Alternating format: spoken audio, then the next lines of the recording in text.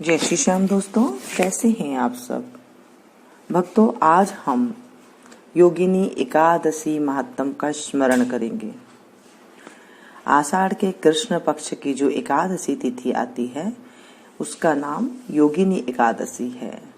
आज के दिन एकादशी, मंगलवार के दिन एकादशी के दिन हमें चावल नहीं खाना चाहिए और जब कथा सुनते हैं तभी भी हाथ में चावल के दाने नहीं लेने चाहिए।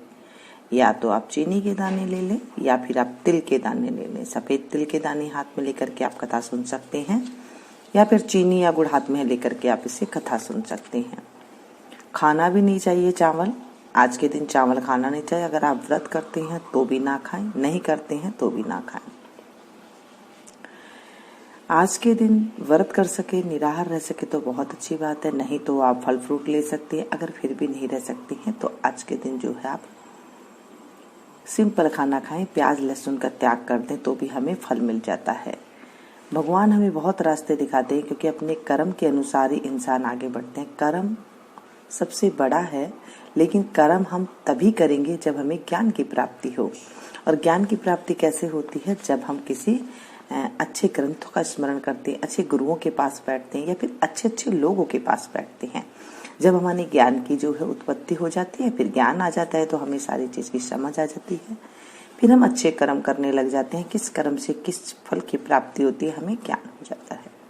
तो चलिए शुरू करते हैं। आज एकादशी महात्म की बोले। एकादशी मैया की जय, विष्णु भगवान की जय। विष्णु भगवान को अति प्रिय है एकादशी, तो आज हम एकादशी की कथा सुनते हैं। धर्मराज युधिष्ठिर बोले, हे जनार्दन, अब आप कृपा करके आषाढ़ मास के कृष्ण पक्ष की एकादशी का नाम तथा महत्तम कहिए। सो सब वर्णन कीजिए। श्री कृष्ण भगवान बोले, हे राजन, आषाढ़ माह के कृष्ण पक्ष की एकादशी का नाम योगिनी है। इसके व्रत से समस्त पाप नष्ट हो जाते हैं और इस लोक में भोग तथा परलोक में मुक्ति देने वाली है। हे राजेश्वर, यह एकादशी तीनों लोकों में प्रसिद्ध है। मैं आपसे एक पुराणों की कही हुई कथा कहता हूँ, ध्यान पूर्वक सुनो। अलकापुरी नाम की नगरी में एक कुबेर नाम का राज्य करता था। वह शिव भक्त था। उसको पूजा के लिए एक माली पुष्प लाया करता था। उसके विशालाक्ष नाम की अत्यंत सुंदर स्त्री थी। एक दिन वह मानसरोवर से पुष्प ले आया, परंतु काम सख्त होने के कारण पुष्पों को रखकर स्त्री के साथ रमण करने लगा और दोपहर तक न आया। जब राजा कुबेर को उसकी राह देखते देखते दोपहर हो गई तो उसने क्रोध पूर्वक अपने सेवक को आज्ञा दी कि तुम लोग जाकर हेम माली का पता लगाओ कि वह अभी तक पुष्प क्यों नहीं लाया। जब यक्षों ने उसका पता लगा लिया तो वे कुबेर के पास आकर कहने लगा, हे राजन, वह माली अभी तक अपनी स्त्री के साथ रमण कर रहा है।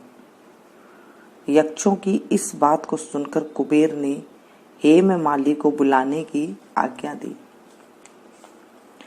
हेम माली राजा कुबेर के सन्मुख डर से कंप कपाता हुआ उपस्थित हुआ और प्रणाम किया। उसको देखकर राजा कुबेर को महान क्रोध आया।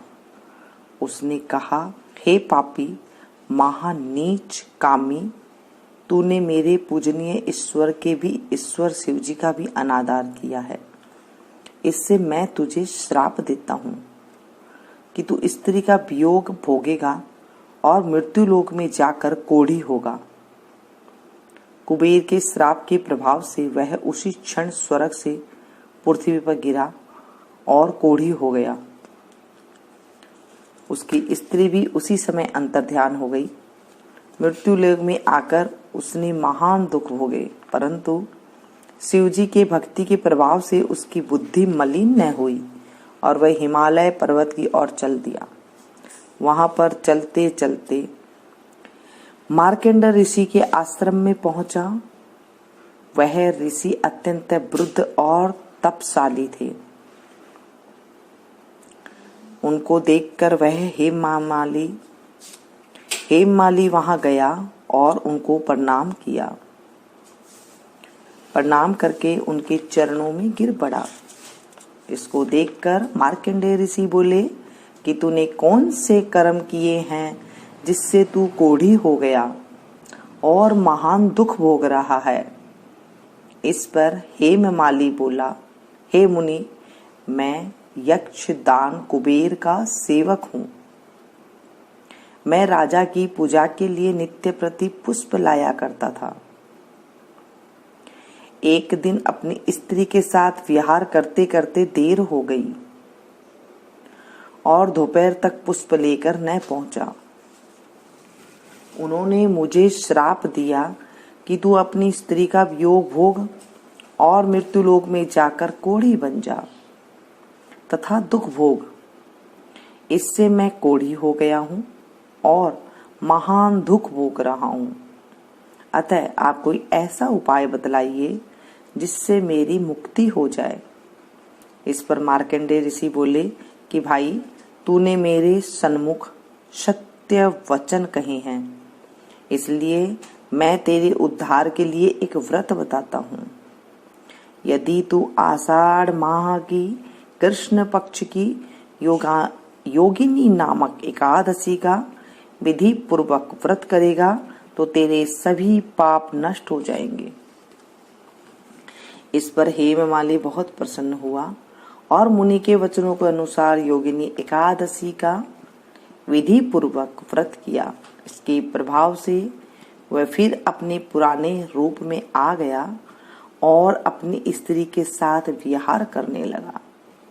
हे राजन, इस योगिनी की कथा का फल 88 सहस्त्र ब्राह्मणों को भोजन कराने के बराबर है। इसके व्रत से समस्त पाप दूर हो जाते हैं और अंत में स्वर्ग मिलता है। बोलिए विष्णु भगवान की जय, एकादशी मैया की जय। इस तरह से हमारी ज्ञान की प्राप्ति होती है और ज्ञान की प्राप्ति होने से हमारे दुखों का नाश होता है और हमें समझ में आ जाता है कि क्या अच्छा है और क्या बुरा है। इस तरह से कथा सुनने के बाद आपको जल का लोटा या तो तुलसी की क्यारी में डाल दें या फिर सूर्य भगवान को आप रख दे दें और उसके बाद जो है कथा करने के बाद आप उसके बाद आरती कर सकते हैं विष्णु भगवान की और उसके बाद जो है आप कर सकते हैं। लेकिन 11 के दिन, एकादशी के दिन कमल नेत्र जरूर पढ़ना चाहिए। इसके बाद कथा सुनने के बाद श्री कमल नेत्र श्रुस्त श्री कमल नेत्र कटि पीताम्बर अधर मुरली गिरिधरम मुकुट कुंडल करल कुटिया सांवरे राधेवरम कूल यमुना धेनु आगे सकल गोपियों के मनहरम पीत वस्त्र गरुड़ वाहन चरण सुख नित सागरम करत केलि कलोल निस दिन कुब्जा भवन उजागरम अजर अमल अडोल निस चल पुरुषोत्तम अपरापरम दीनानाथ दयालु गिरिधर कंस हिरणाकुशहरम गल फूल माल विशाल लोचन अधिक सुंदर केशवम वंशीधर वसुदेव छल्यो बलि छलो हरि वामनम जल डूबते गज राख लीनो लंका छेदो रावणम सपत दीप नव खंड 14 भवन कीनो राम जी एक पलम द्रौपदी की लाज राखी कहाँ लोप माँ करम दीनानाथ दयालु पूर्ण करुणा मैं करुणा करम कवि दत्त दास विलास निस दिन नाम जप नित नागरम प्रथम गुरु जी के चरण बंदो यश ज्ञान प्रकाशितम विष्णु जुगादि ब्रह्मा सेविते शिव शंकरम श्री कृष्ण यदुपति केशवम, श्री कृष्ण केशव कृष्ण केशव कृष्ण यदुपति केशवम, श्री राम रघुवर राम रघुवर राम रघुवर राघवम, श्री राम कृष्ण गोविंद माधव वासुदेव, श्री वामनम मत्स्य कच्छ वराह नरसिंह पाहि रघुपति पावनम, मथुरा में केशव राय विराजे गोकुल बाल मुकुंद जी, श्री वृंदावन में मदन मोहन गोपीनाथ गोविंद जी, धन्य मथुरा धन्य गोकुल जहाँ श्रीपति अवतरे, धन्य यमुना का नीर निर्मल ग्वाल बाल सखावरे, नवनीत नागर करत निरंतर शिव बिरंचि मन मोहितम, कालिंदी तट करत क्रीड़ा बाल अद्भुत सुंदरम, ग्वाल बाल सब सखा विराजे संग राधे भामिनी, वंशीवत तट निकट यमुना मुरली की टेर सुहावनी, वज्राधे रघुवंश उत्तम परम राजकुमार जी, सीता के पति भक्तन के गति जगत प्राण आधार जी, जनक राजा परण राखो धनुष बाण चढ़ावही, सती सीता नाम जाके श्री राम चंद्र प्रणामहि,